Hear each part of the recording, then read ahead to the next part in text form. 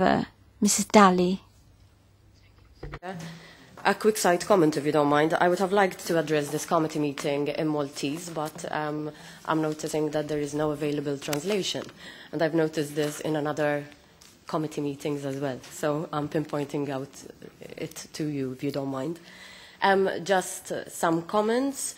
First and foremost, I support the efforts made towards a circular economy in Europe where reuse, repair and recycling will become the norm and where waste would become a thing of the past.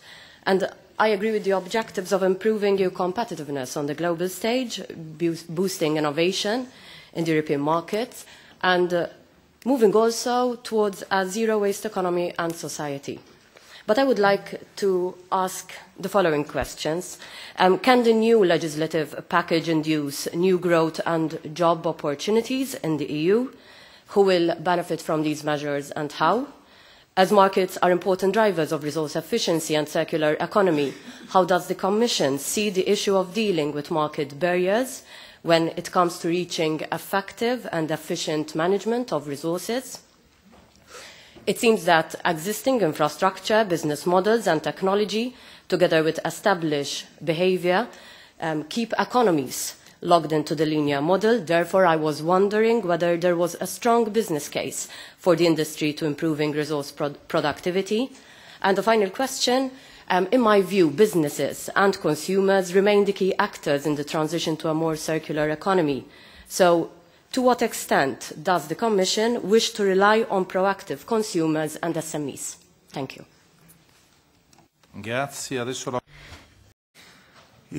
it's also part of your question. It's about this story of European Union competitiveness and basically the proposal which is on the table is the proposal which tries to answer to the question how to improve European competitiveness. I will give you 4 reasons why I believe that this is a fundamental thing. First, Europe is absolutely locked into resource inefficient economy. We are the cradle of industrial revolution. And a lot of our industries, a lot of our structures, infrastructures, business models is basically locked into the old traditional models. Second, the resource prices were falling the whole 20th century with the exception of 2 world wars and the oil crisis, but more or less they were fundamentally falling. From the beginning of the century, from 1998 till 2011, the index is 300. Resource prices are skyrocketing. We are calling that hockey stick because it goes like that. And 85% of European companies are expecting those resource prices to continue to rise. The third reason, I have the data for the German industry, which is not the cheapest industry in Europe. 18% of their costs can be connected to labor, 43% can be connected to resources, today already. So it's today the major factor. And the fourth reason is that Europe is absolutely import dependent on the majority of the resources. If you put those reasons together, producing the products which use less energy, which use less water, which use less raw materials, which can be reused, refurbished, remanufactured, and so on, it's absolutely an economic opportunity for Europe from competitiveness point of view for the future. That's why I'm a true believer that this is a business case.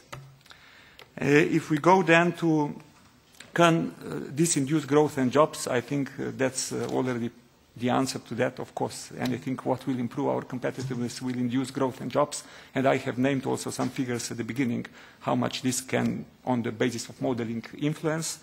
Market barriers are, of course, existing. Market failures are there, starting from prices. But this is simply too long story that I can start it now, because it's really the core of the question, that you systematically address the issues all across the market board. Proactive consumers and SMEs. By the way, the package includes also communication for SMEs. So it means that we mean serious business. So we have developed it with Vice President at that time, Tajani, who is now your member. We have talked about those issues, and we have a separate communication which is addressing that. And consumers were constantly present their representatives in the development of our proposal. So, yeah, we mean seriously that these are, of course, the parts of the stakeholders which needs absolutely to be very much taken into consideration.